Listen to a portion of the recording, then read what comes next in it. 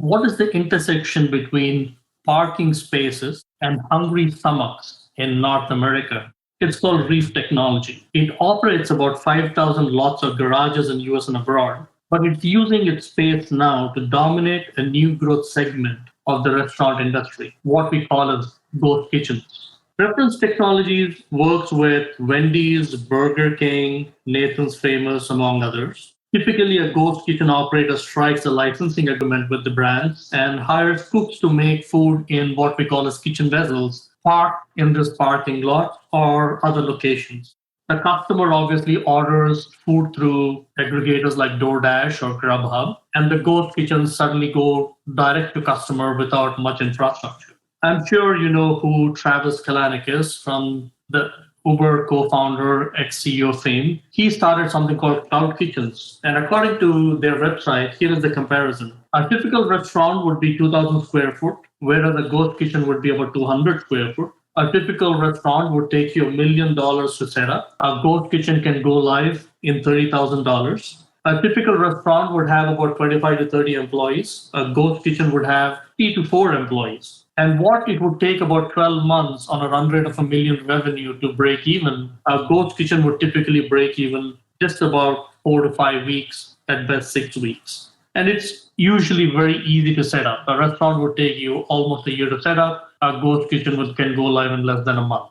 What is fascinating about this space is that Kruger, who is a retail chain by itself, is now partnering with a company called virtual kitchen provider, Cluster Truck. Now, they're going to offer about 80 odd variety meals, roughly delivered in 25 to 30 minutes as a promise. Now, it gets more interesting. Did you hear about a company called Nugs? It is an alternative meat startup, and it's got some really big investors backing it up. But even then, by mid-2020, even in the height of the pandemic, when everything was online and digital and contactless, they struggled to establish a presence in retail and fast food stores. Now, that's where it gets interesting. Their CEO then focused on trying to figure out how do we address this issue of not being able to dominate the retail segment, but then also establish this alternative meat segment. In comes ghost kitchens.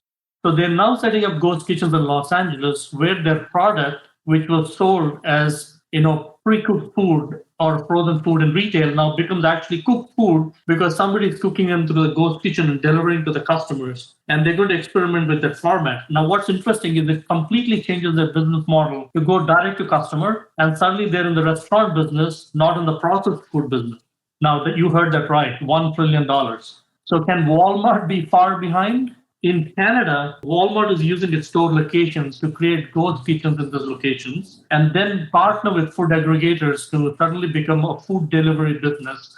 Because as you know, 6 out of every 10 Americans live within 10-mile radius or a 5-mile radius of Walmart. Now, let me give you a completely different dimension of how this changes some of the other, what we call as adjacencies that we have.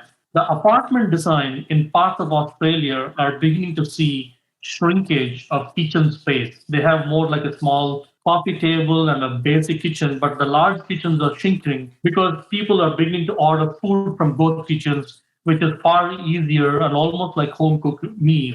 You have Zool, Kitchen United, CloudKitchens in US. You have Deliveroo in London and Paris. You have Panda Selected in China. And it's an entire new ghost marketplace by itself. So the digital marketplace is at the intersection with the advantage of pop-up-like, close to customer, bare minimalistic, real estate-driven food delivery business. Now, as we know, the food aggregators struggle to make money, but with ghost kitchens coming in, hopefully across the value chain, both the people who make the food, the people who deliver the food, end up increasing the margins across the value chain. But here is my takeaway. It creates an entire new segment of gig talent. If we thought restaurant business were informal, this is the informal business of the informal business sector. And it's not just a ghost kitchen. You will have another bunch of ghost workers that will add to the economy and contribute to the value that we generate. So that, to me, is my this month's curious and quirky takeaway. Now, Euromonitor pegs ghost kitchens as $1 trillion market in US alone by 2030.